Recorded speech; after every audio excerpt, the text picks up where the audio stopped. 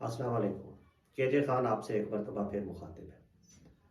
जैसा कि आपके इल्म में है, हमने B1 B2 US visit visa के बारे में काफ़ी सारी वीलॉग्स किए हैं और उसके बाद रिसेंटली मैंने एक वीडियो बनाई थी जो अमेरिकन वीज़ा कैटेगरी के बारे में है। आपने यकीनन देखी होगी। तो अब हम एक सिलसिला शुरू कर रहे हैं। मेरी कोशिश ये है कि मैक्सिमम इंफॉर्मेशन जो है वो आप तक पहुंच सके। उसके अंदर हम एक एक वीज़ा के बारे में बात करेंगे। तमाम मशहूर वीज़े जो कि पाकिस्तान में या इंडिया में या बांग्लादेश में इस्तेमाल किए जाते हैं। तो आज हमने मौजू जो सिलेक्ट किया है वो है F1 वीज़ा, स्टूडेंट वीज़ा। ये यकीनन बहुत इंपॉर्टेंट वीज़ा है। दो वीज़े बहुत मशहूर हैं, आपको पता है, B1 B2 और F1 वीज़ा, स्टूडेंट वीज़ा। और इसमें डिनाइल जो है वो उसकी परसेंटेज बहुत ज़्यादा है और उसका रीज़न जो है वो सिर्फ़ और सिर्फ ये है कि हमारे स्टूडेंट जो हैं वो स्टडी नहीं करते इंटरनेट पे, वो इंफॉर्मेशन नहीं लेते जितनी उनको लेनी चाहिए कि क्या रिक्वायरमेंट्स हैं और किस तरह आप स्टडी वीज़ा लेने में कामयाब हो सकते हैं। बहरहाल मेरे पास जितनी इंफॉर्मेशन है मैं कोशिश करूँगा और उम्मीद है कि उसका आपको फ़ायदा होगा। एनीवन हु हैज़, कोई भी जिसके पास ये चीज़ें हैं वो स्टूडेंट वीज़ा अप्लाई कर सकता है। इसमें जो सबसे इम्पोर्टेंट है वो है कंसिस्टेंटली गुड एकेडमिक रिकॉर्ड। आपकी एजुकेशन चेन जो माजी में आपने सर्टिफिकेशंस की हैं, जो डिग्रियां ली हैं, उसके अंदर एक तसलसल होना चाहिए। उसके अंदर ब्रेक नहीं होनी चाहिए। अगर ब्रेक है तो उसका कोई रीज़न होना चाहिए जो आप जस्टिफिकेशन दे सकते हैं। सपोज आप बीमार हो गए, एक साल के लिए आप कंटिन्यू नहीं कर सके अपनी एजुकेशन, लेकिन ब्रेक्स के साथ नहीं होना चाहिए। और दूसरा इसका ये मतलब है कि आपकी एजुकेशन, आपका सब्जेक्ट लिंक होना चाहिए पिछली क्लास के साथ। इस तरह नहीं होना चाहिए कि आपने मैट्रिक जो है वो आर्ट्स में की है और आपने फिर FA जो की है वो भी आर्ट्स में किया है और अब आप अंडर ग्रेजुएट प्रोग्राम में जाना चाह रहे हैं साइंस के किसी सब्जेक्ट के साथ। तो ये आप खुद समझे। अगर आपने बिजनेस पढ़ा हुआ है तो वो तसलसल में आपका बिजनेस के साथ एक्टिव लिंक होना ज़रूरी है। अगर आपने आर्ट्स पढ़ी हुई है तो मुसलसल आपने आपकी मैट्रिक में, आपकी इंटरमीडिएट में, आपकी ग्रेजुएशन में आर्ट्स का होना ज़रूरी है। यकीनन आप समझ रहे होंगे मैं क्या कहना चाह रहा हूँ। अगर आप साइंस के किसी सब्जेक्ट में ग्रेजुएशन या अंडर ग्रेजुएशन प्रोग्राम में एडमिशन लेना चाह रहे हैं तो साइंस आपकी मैट्रिक में भी शामिल होनी चाहिए, आपकी इंटरमीडिएट में भी शामिल होनी चाहिए, आपकी ग्रेजुएशन में भी शामिल होनी चाहिए। तो ये एक तसलसल और जस्टिफाइएबल कनेक्शन आपका माजी का, वो ये बता सके काउंसलर ऑफिसर को कि ये हमारा लिंक है और आप अपनी एजुकेशन में संजीदा हैं और आप जेन्युइन स्टूडेंट हैं। उसके बाद सफिशिएंट फाइनेंशियल सपोर्ट, ये भी बहुत ज़रूरी है। देखें, अमेरिकन यूनिवर्सिटीज़ में पढ़ना कोई आसान नहीं है। वहाँ हज़ारों डॉलर्स अखराजात होते हैं। तो उसके लिए आपको ये साबित करना है कि आपके पास सफिशिएंट फंड्स हैं। आपको कौन फाइनेंस कर रहा है? आप खुद तो अपने आप को फाइनेंस नहीं कर सकते क्योंकि आप स्टूडेंट हैं। आपके फादर, आपके पेरेंट्स आपको फाइनेंस कर रहे हैं। तो पेरेंट्स का एक लेटर आपके पास होना चाहिए जो एफिडेविट के नाम से होता है, यहाँ भी और स्टेट्स में भी। वो बाकायदा प्रॉपर तरीके से प्रिंट होना चाहिए, वो उसकी तस्दीक होनी चाहिए और जो आपको फंड कर रहा है उसकी बैंक स्टेटमेंट होनी चाहिए। बैंक स्टेटमेंट याद रखें, मुझे बहुत एक्सपीरियंस हुआ है कि जब आप वीज़ा लगाने के लिए जाते हैं या जब आप इस बारे में सोचते हैं तो आप, आपके अंकल, आपके मामू, आपके फादर, आपकी मदर, जो आप प्लान करते हैं कि ये मुझे सपोर्ट करेगा, तो उस वक्त उसके अकाउंट में ट्रांजैक्शन हुई होती है, तो ये जस्टिफाइबल नहीं है। अगर कोई ऐसा शख्स जो आपको फाइनेंस करना चाह रहा है, तो प्रॉपर तरीके से जब आप उसकी उसकी बैंक स्टेटमेंट लेंगे तो शुरू से उसके पास ऐसे फंड्स होने चाहिए। और फिर काउंसलर ऑफिसर्स आपसे ये पूछते भी हैं कि ये जो आपको फंड कर रहे हैं, फाइनेंशियली सपोर्ट करेंगे आपकी पूरे इस ड्यूरेशन में जो आप अमेरिका में एजुकेशन हासिल करेंगे, ये क्या करते हैं। तो उनके फंड्स जो हैं वो भी जस्टिफाइबल होने चाहिए। फिर तीसरी अहम चीज़ आती है प्रोफिशेंसी इन इंग्लिश। देखें, अमेरिका में आप जा रहे हैं, वहाँ चाइनीज़ में तो आपने एजुकेशन हासिल नहीं करनी, ना उर्दू में करनी है, ना हिंदी में करनी है, ना बंगाली में करनी है। तो उसके लिए आपकी अपनी इंग्लिश जो है उसका लेवल, उसका स्टैंडर्ड एक होना चाहिए, ताकि आप जब बात करते हैं काउंसलर ऑफिसर से तो वो उसको ये यकीन हो जाए कि आपने जो एजुकेशन पाकिस्तान में ली है, आपने आपका अंडर ग्रेजुएट प्रोग्राम है या ग्रेजुएट प्रोग्राम है या डॉक्टरेट डिग्री है आपकी या मास्टर्स की स्टडी है, तो उसमें आपकी इंग्लिश बताती है कि आप एक जेन्युइन स्टूडेंट हैं और आप इस काबिल हैं कि आप वहाँ पे जाके इंग्लिश के अंदर अपनी स्टडी ले सकते हैं। तो इसके लिए ये है कि अंडर ग्रेजुएट स्टडी जो बैचलर डिग्री कहलाती है, उसके लिए यहाँ से आपके 12 साल की फॉर्मल एजुकेशन आपके पास होनी चाहिए। और admission into graduate study, masters, doctorate degree, तो उसके लिए आपके पास 16 साल की एजुकेशन पाकिस्तान की होनी चाहिए। तो फिर आप जो है वो इन क्लासेस में जाके वो आप एडमिशन लेने के अहल हो सकते हैं। इसके बाद आता है जी कि वेयर शुड आई अप्लाई। अब देखें, 3100 से ज़्यादा यूनिवर्सिटीज़ और कॉलेजेस यूनाइटेड स्टेट्स में मौजूद हैं और 2000 से ज़्यादा अवार्ड करते हैं बैचलर्स डिग्री और 1000 अवार्ड करते हैं बोथ अंडर ग्रेजुएट बैचलर्स और ग्रेजुएट मास्टर्स या डॉक्टरेट की डिग्रीज। तो इसके लिए आपके लिए ज़रूरी है कि आप उस यूनिवर्सिटी या कॉलेज को चुने जो आपको सूट करे। अब ये भी कहते हैं कि जो आपने ये भी यकीनी बनाना है कि जो इंस्टीट्यूट आप चूज़ कर रहे हैं अपनी स्टडी के लिए वो नेशनली या रीजनली एक्रीडिएटेड होना चाहिए और उसकी कॉस्ट, उसकी रेपुटेशन, उसकी लोकेशन, उसका साइज, एडमिशन रिक्वायरमेंट्स और प्रोग्राम जो वो ऑफर कर रहे हैं वो उसके बारे में भी आपने स्टडी करनी है। जाहिर है कि वो आपको सूट करता है या नहीं करता। तो इस सिलसिले में मैं आपके गोशगुजार ये करता चलूँ कि आपने कांटेक्ट करना है nearest education USA advising centre में। ये हर जगह पे यूएस गवर्नमेंट के सेंटर्स हैं। इस्लामाबाद में यूनाइटेड स्टेट्स एजुकेशन फाउंडेशन जो कि F5 में है, आप उनसे रब्ता करेंगे, इंटरनेट पे जाएं, उनका डिटेल लें, उनका कॉन्टैक्ट नंबर लें, उनसे मीटिंग अरेंज करें, आप वहाँ उनके पास जाएं, उनके पास तमाम इन्फॉर्मेशन मौजूद होती है। तो आप इस सिलसिले में एक तो नेट पे भी इंफॉर्मेशन ले सकते हैं, लेकिन उसके साथ साथ जो है आप उनसे भी रब्ता कर सकते हैं। तो ये बड़ा आसान तरीका है। तो अब जो है वो ये भी मैं आपको गोशगुजार आपके करता चलूँ कि हर यूनिवर्सिटी या कॉलेज जो है उसका अपना एडमिशन सिस्टम होता है, उसकी अपनी रिक्वायरमेंट्स होती हैं और यूएस यूनिवर्सिटीज़ जो हैं वो वो एक निज़ाम के तहत चलती हैं। अब ये नहीं हो सकता जिस तरह पाकिस्तान में है कि आप एक जगह पे एग्ज़ाम दें तो वो 50 यूनिवर्सिटीज़ हैं जिनमें से कोई एक जो है वो आपको दाखिला दे देगी या आप सेलेक्ट कर लेंगे।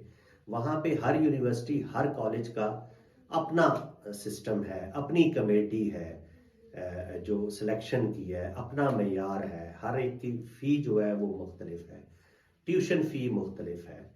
तो इसलिए आपने जो जो जो यूनिवर्सिटी या जो कॉलेज आपने चूज करना है, सिलेक्ट करना है, उसकी क्या बैकग्राउंड है, क्यों आपने वो सिलेक्ट किया है, ये बहुत इंपॉर्टेंट है।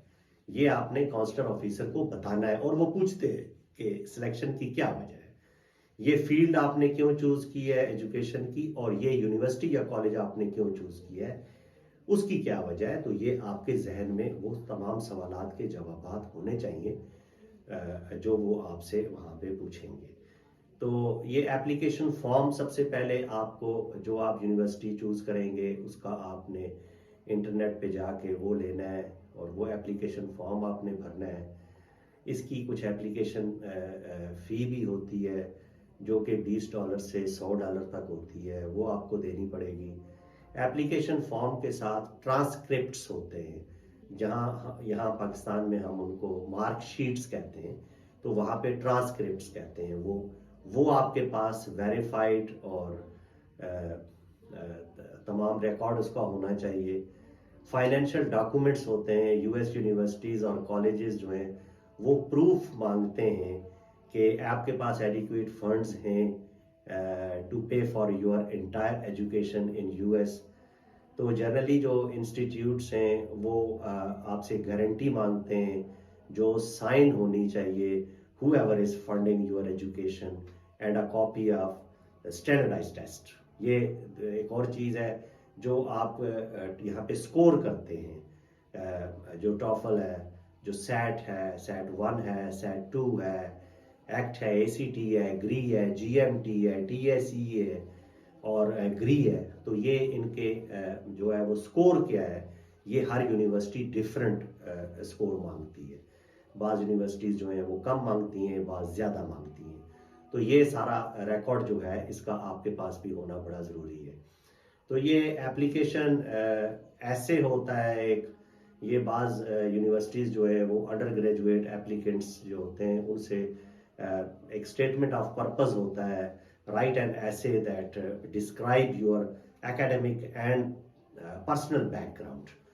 तो abilities, goals, special talent, future plans, reason for wanting to study in the US। तो इसमें बाज़ कॉलेजेस जो हैं वो आपको कहते हैं कि आप ये ऐसे जो है वो इंक्लूड करें अपनी एप्लीकेशन के साथ, और बाज़ जो है वो मैंडेटरी होता है उनके लिए। और ये ऐसे अगर कोई यूनिवर्सिटी या कॉलेज आपसे मांग रहा है तो आपको वेलकम करना चाहिए, और आपको बहुत अच्छा खुद ही ऐसे जिस तरह वो मांग रहे हैं वो लिखना चाहिए, क्योंकि ये बाज़ औक़ात आपको स्कॉलरशिप्स में भी ये वहाँ पे काम आ जाता है। तो वो मैं आगे जाके आपको बताता हूँ कि वो क्या होता है और किस तरह होता है।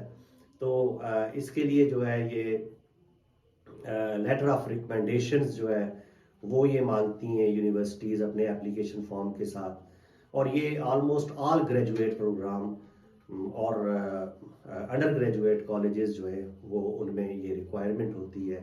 तो इसमें 2 से 3 लेटर्स जो हैं वो रिटन बाय टीचर्स और professor who have taught you recently.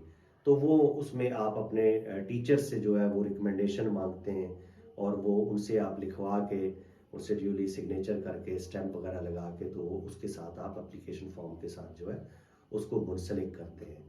तो अदर सपोर्टिंग मटेरियल जो होता है उसके अंदर आप evidence of any significant award, prizes, honours, work experience, sample of creative work, और इस तरह की चीज़ें जो हैं वो आप डाल सकते हैं। और इसका फ़ायदा आपको वहाँ पे जाके भी कभी नहीं, बहुत सी दफ़ा हो जाता है जब वहाँ पे कोई इस तरह के आपको फ़ंड चाहिए होते हैं या आपकी स्कॉलरशिप की कोई सिलसिला शुरू होता है, तो जो आपकी पहली एप्लीकेशन होती है उसके साथ जितनी इस तरह की चीज़ें आप शामिल करते हैं तो ये आपके लिए हेल्पफुल होती हैं।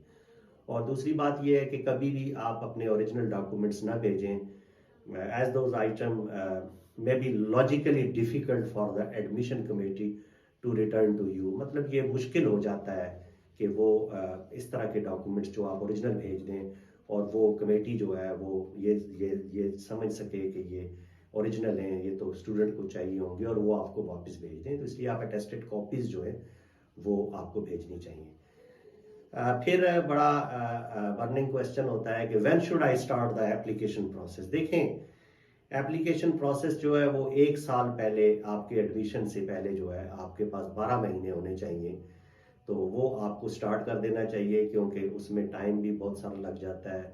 आपके वीज़ा प्रोसेस होता है, एप्लीकेशन होती है, तो वो इसलिए आप जब ये प्लान कर रहे हो तो 1 साल पहले आपको ये सब चीज़ें जो हैं वो स्टार्ट कर देनी चाहिए। तो ये एक और सवाल पूछा जाता है कि does this application process cost me money. तो जाहिर है कि ये एप्लीकेशन प्रोसेस जो है, इसके अंदर आपकी एप्लीकेशन फ़ी भी आ जाएगी, आपके पोस्टल चार्जेस आ जाते हैं, आपकी वीज़ा एप्लीकेशन फ़ी DS-160 जो है ये आ जाती है। तो यकीनन इसके अंदर पैसे लगते हैं, और जिस तरह डॉलर ऊपर नीचे होता है, चूँकि ये डॉलर्स को पाकिस्तानी करेंसी के साथ रखते हैं, तो जिस तरह डॉलर ज़्यादा ऊपर चला जाता है, करेंसी नीचे आती है, तो वो हमारे पैसे बढ़ जाते हैं। तो इसलिए ये आप जब अप्लाई करें तो उस वक्त देख लें कि उस वक्त फ़ी कितनी है और ये सारी कॉस्ट जो है ये कितनी आपको पड़ेगी। तो ये फाइनेंसिंग योर स्टडीज़ जो है ये भी बड़ा ज़रूरी है। तो कितने पैसे लगते हैं, तो ये कुछ कह नहीं सकते, जब आप अप्लाई करेंगे आपको पता चल जाएगा। लेकिन जनरली मैं आपको बता रहा हूँ कि मिनिमम जो है वो 10,000 से 15,000 डॉलर पर एनम 1 साल का जो है ये कॉस्ट आ जाती है। Tuition fee, room, board, books, personal expense, some universities cost well over $30,000। सब यूनिवर्सिटीज़ जो है वो $30,000 से भी ज़्यादा उनका खर्चा होता है। तो ये वेरी करता है। ये जो इंस्टीट्यूट आप सेलेक्ट करते हैं, तो वो आप अपनी फाइनेंशियल कंडीशन को देख के, ज़ाहिर है उसको आपको सिलेक्ट करना है, तो ये ऊपर नीचे होती है, लेकिन बहरहाल इस पे खर्चा ज़रूर आता है। तो जनरली मैं आपको बता रहा हूँ कि ट्यूशन फ़ी जो की मद में आप कहें 3500 से 20,000 तक जो है वो कॉस्ट आपकी आ सकती है। आपने कौन सी यूनिवर्सिटी सेलेक्ट की है, किस तरह की यूनिवर्सिटी है, क्या यूनिवर्सिटी के अंदर कोई इस तरह का प्रोग्राम है कि आपको स्कॉलरशिप या कोई एड की सूरत में आपको बाद में चीज़ें मिल सकें, आपको बुक्स मिल सकें। तो ये आप जब अप्लाई करेंगे तो आपने सारी कंडीशन देखनी है यूनिवर्सिटी की, और जो आपको सूट करे, आपने जो आप फाइनेंशियली आप उसको मीट कर सकें, आपने उसकी सिलेक्शन करनी है। तो रूम, बोर्ड 3,000 से $6,000 तक आ जाता है। बुक्स और सप्लाइज जो हैं ये 500 से $1,000 तक आ जाती हैं। हेल्थ इंश्योरेंस होता है जो कि 400 से 500 या $550 तक आ जाता है। पर्सनल एक्सपेंस जो है वो आपका आप $800 से लेके $1,200 तक कर सकते हैं। और ट्यूशन फ़ी जो है प्राइवेट यूनिवर्सिटीज़ की, वो यूजुअली स्टेट रन यूनिवर्सिटीज़ या कॉलेज जो हैं उनसे ऑलमोस्ट डबल होती हैं। तो इसलिए आप वो देख लें कि प्राइवेट यूनिवर्सिटी है अगर, तो उसकी फ़ी वगैरह जो है वो डबल होगी। फिर एक बहुत ऐसा क्वेश्चन है जो कि जनरली बात नहीं की जाती, जिस पे कि कोई हमें वहाँ पे फाइनेंशियल एड मिलेगी या नहीं मिलेगी। तो उसमें मैं यही कह सकता हूँ कि some financial aid is available to international students, but keep in mind however that about 30% of international students in the US receive major financial aid from the US college or university. Of the uh, remainder, the majority of students are still self financed इसमें होते हैं majority जो है, और small percentage जो है वो awards और असिस्टेंस की मद में उनको जो है वो एड वहाँ पे मिल सकती है। लेकिन ये भी हर यूनिवर्सिटी जो है वो वेरी करती है इसमें। ये भी आपकी रिसर्च पे डिपेंड करता है, आप अच्छी तरह रिसर्च करें और देखें। फिर एक और सवाल अमूमन पूछा जाता है कि what is the difference between a scholarship and financial aid. देखिए, स्कॉलरशिप जो है वो अवार्ड की जाती है आपका merit, excellent academic performance, community service, leadership. Financial aid is a grant based on the student's financial needs as documented by family income, assets और other factors जो हैं। तो जो स्कॉलरशिप है वो तो आपकी जो काबिलियत होगी, आप उस पर आपको स्कॉलरशिप मिलती है। लेकिन एड जो होती है वो आपके फाइनेंशियल बैकग्राउंड पे मिलती है कि आपकी फैमिली इस काबिल नहीं है आपके वो आपको फाइनेंशियली सपोर्ट कर सके, तो वहाँ पे आप इस तरह की एड्स वगैरह जो हैं वो मुख्तलिफ यूनिवर्सिटी का मुख्तलिफ सिस्टम होता है। तो ये भी सवाल है कि स्कॉलरशिप अवेलेबल है या नहीं है। तो ये मैं आपको बता दूं कि ये प्राइजेज ओकेजनली अवेलेबल होती है स्कॉलरशिप वहाँ पे। तो ये भी टोटली डिपेंड करता है आपका जीपीए क्या है, आपका कंडक्ट क्या है वहाँ पे। तो और उसके बाद पहले साल में तो नहीं, लेकिन आगे आपको इस तरह की स्कॉलरशिप जो है मिल सकती है और फाइनेंशियली एड भी अवेलेबल होती है। लेकिन वो डिपेंड करती है कि आपको अपॉर्चुनिटीज़ वहाँ पे मिलती हैं, लेकिन ज़्यादातर ये डिपेंड करती है undergraduate program level students पे with outstanding academic records and high SAT and ACT Act scores can be considered for financial aid. तो अंडर ग्रेजुएट लेवल पर तकरीबन 300 अंडर ग्रेजुएट इंस्टीट्यूशन जो हैं वो ये अवार्ड करते हैं सिग्निफिकेंट, बट यूजुअली पार्शली आपको फाइनेंशियल एड मिलती है। 100% वहाँ पे फाइनेंशियली एड जो है वो नहीं मिल सकती इंटरनेशनल स्टूडेंट्स को। तो ये चीज़ें आपने देखनी है। तो बाकी ये भी पूछते हैं कि which university offer the most financial aid, ये भी आप स्टडी कर सकते हैं।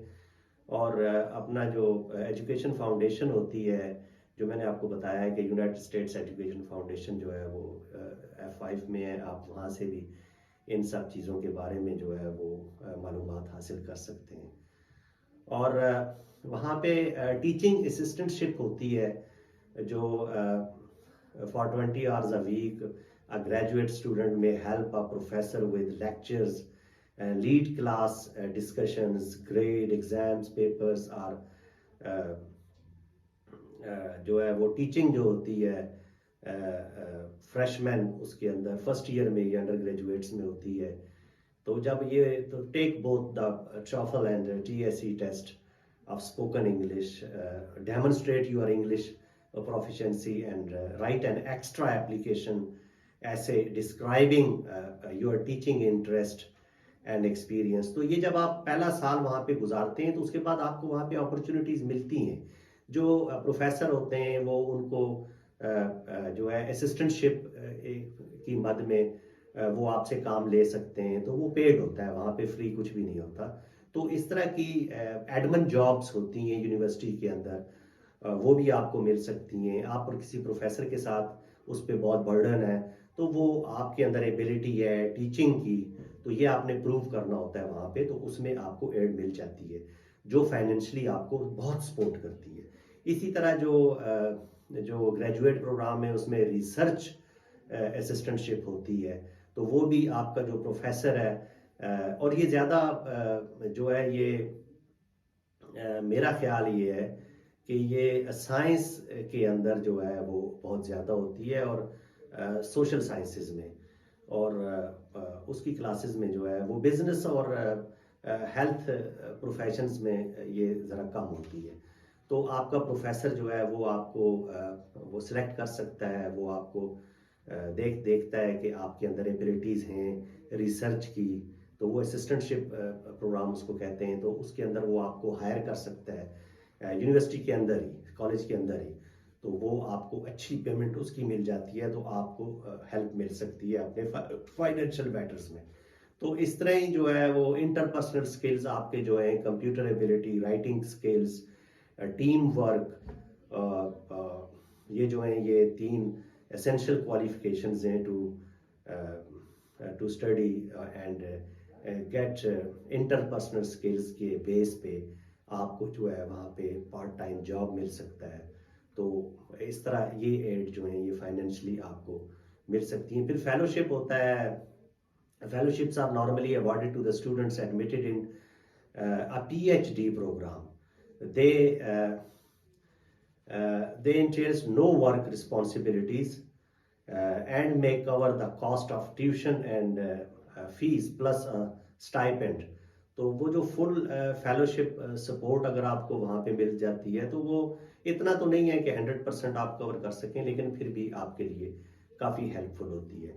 तो फिर ये एक और क्वेश्चन है कि जी can I work while studying in the US, तो ये ज़रा मुश्किल हो जाता है। अंडर ग्रेजुएट प्रोग्राम में तो मुश्किल होता है, ग्रेजुएट प्रोग्राम में थोड़ा आपको चांस मिल जाता है। और वही बात है, अंडर ग्रेजुएट प्रोग्राम में आप जो है वो कैंपस के अंदर लीगली जो है वो आपके एडमिन जॉब होते हैं, टीचर के साथ जॉब्स होते हैं, कैंटीन में जॉब्स होते हैं, इस तरह के जॉब्स जो हैं वो पार्ट टाइम आपको मिल जाते हैं जो आपको सपोर्ट करते हैं। और ग्रेजुएट प्रोग्राम के अंदर जो है वो ज़्यादा मौके आपको मिलते हैं इस सिलसिले में। तो फिर वो बाज़ ये भी क्वेश्चन करते हैं कि can I get loan to pay for my US education, तो ये लोन वहाँ पे जो है फाइनेंशियल एड जो है वो मिनिमम होती है वहाँ पे जो मिलती है। और ये लोन अगर आप लेना चाहते हैं तो आप जाते वक्त अगर आपका वीज़ा अप्रूव होता है और आप स्टडी की तैयारी करते हैं तो आप अपने मुल्क से एजुकेशन लोन ले सकते हैं। तो इसके बाद जो है वो ये है जी, what do I need to obtain the US student visa. तो इसके लिए जो है वो मैं थोड़ा इंग्लिश में आपको बता देता हूँ। The first thing you need to in order to apply for a student visa is the form I-20। देखें I-20 जो फॉर्म होता है ये स्टूडेंट वीज़ा एलिजिबिलिटी फॉर्म इसको कहते हैं। ये आपका वही कॉलेज वही यूनिवर्सिटी जिसमें आपका एडमिशन होता है वो आपको बना के देते हैं। वो जब आप एप्लीकेशन देते हैं आप उनके साथ कोई टेस्ट में इन्वॉल्व होते हैं, वो आपके डॉक्यूमेंट्स देखते हैं, वो आपकी उनके साथ ईमेल एक्सचेंज होती रहती हैं। तो जब वो ये समझते हैं कि आप अहल हैं और आपको वो सीट दे रहे हैं अपने कॉलेज या यूनिवर्सिटी में, तो वो I-20 फॉर्म होता है जो वो खुद ही अरेंज करते हैं। और वो I-20 फॉर्म जो है वो काउंसलर सेक्शन के लिए होता है और वो यूनिवर्सिटी और या कॉलेज जो है वही आपको देता है। तो उसके बाद जो है अगर आपके पास I-20 फॉर्म आ गया है तो उसके बाद आपके पास वैलिड पासपोर्ट होना चाहिए। प्रूफ ऑफ फाइनेंशियल सपोर्ट जो मैंने आपको बताई है ये बड़ा क्रिटिकल एरिया है, ये इसको आप हल्का कभी भी ना लें। वो आपका बाकायदा आपके पास एग्रीमेंट होना चाहिए, एफिडेविट होना चाहिए साइंड बाय यूर स्पॉन्सर जो आपको स्पॉन्सर कर रहे हैं यहाँ पे। और बैंक स्टेटमेंट होनी चाहिए जो मैंने आपको बताई है कि बैंक स्टेटमेंट 1 महीना पहले उसके अंदर 75 लाख रुपए की ट्रांजैक्शन ना आई हो। आप मेरा ख्याल है बात को समझ रहे हैं। वो रेगुलर कंसिस्टेंटली उसके अंदर अमाउंट ट्रांजैक्शंस होनी चाहिए और वो जस्टिफाई होना चाहिए कि जो आपको स्पॉन्सर कर रहा है वो क्या करता है, वो भी आपने वहाँ पे बताना होता है। तो उसके बाद जो है स्टैंडर्डाइज्ड टेस्ट स्कोर और मार्कशीट्स जो आपने स्कोर किया हुआ है यूनिवर्सिटी या कॉलेज में टेस्ट के लिए, तो वो उसका स्कोर आपके पास होना चाहिए। और मार्कशीट्स ट्रांसक्रिप्ट जिसको अमेरिका में कहते हैं, वो marksheets duly attested bye concern authorities वो आपके पास होना चाहिए। इसके बाद जो है complete non immigrant visa application form और फोटोज़ आपके पास होने चाहिए। DS-160 ऑनलाइन एप्लीकेशन फॉर्म इसको भरा जाता है, वो मैं पहले इस पर एक प्रोग्राम कर चुका हूँ, वो आप देख लें। उसके अंदर मुख्तलिफ होगा, अगर आप प्लेजर के लिए जा रहे हैं तो वो मुख्तलिफ होगा, लेकिन स्टडी के लिए जा रहे हैं तो उसमें वो जो आपने डिटेल डालनी है वो ज़ाहिर मुख्तलिफ होगी। लेकिन इसके अंदर स्टूडेंट्स जो है वो क्वेश्चनियर फॉर्म भी आपके पास होना चाहिए। तो बस इसके अंदर ज़रूरी जो है वो यही है कि applicants must also demonstrate to the satisfaction of the embassy consulate that they intend to return home after completing their studies in the US. बस ये आपने यकीन दिलाना है उनको, आपकी टाइज आपके साथ मुल्क के साथ कितनी स्ट्रॉन्ग है कि आप 3 साल 4 साल 2 साल की जिस एजुकेशन 1 साल के डिप्लोमे के लिए जा रहे हैं, आपकी जैसे ही एजुकेशन कंप्लीट होगी तो आप अपने मुल्क में वापस आ जाएंगे। तो बाज़ लोग ये भी पूछते हैं कि is it very difficult to get a student visa. तो it is very simple if you possess all the necessary documents, meet the requirements stated above, and are able to convince the consular officer that you have well laid out career plan upon your return to Pakistan, तो ये plan आपके पास होना चाहिए। मैं एक दफ़ा फिर इसको समराइज कर दूं, तमाम चीज़ें तो आपने ज़ाहिर है तैयार करनी है जब आप स्टूडेंट वीज़ा के लिए अप्लाई करते हैं, लेकिन आपके दिमाग में एक प्लान होना चाहिए, एक स्कीम होनी चाहिए। क्वेश्चन किया जाता है कि आपने ये फील्ड क्यों सिलेक्ट की, आपके पास जवाब होना चाहिए। क्वेश्चन किया जाता है कि आपने ये यूनिवर्सिटी या कॉलेज क्यों सिलेक्ट किया। आपके पास मुकम्मल प्लान और जवाब होना चाहिए। यूनिवर्सिटी या कॉलेज के का माहौल, एरिया, शहर, सिटी कैसा है, क्यों आपने पसंद किया है, आपने दूसरी जगह क्यों पसंद नहीं की, इनके जवाब आपके पास होने चाहिए। क्लियर प्लान आपके पास होना चाहिए जो आप बताएंगे अपने काउंसलर ऑफिसर्स को। तो आज तक यही है। इंशाल्लाह फिर किसी वीडियो में मिलते हैं, अगली में नए नए मौजू के साथ। जहां भी हैं खुश रहें।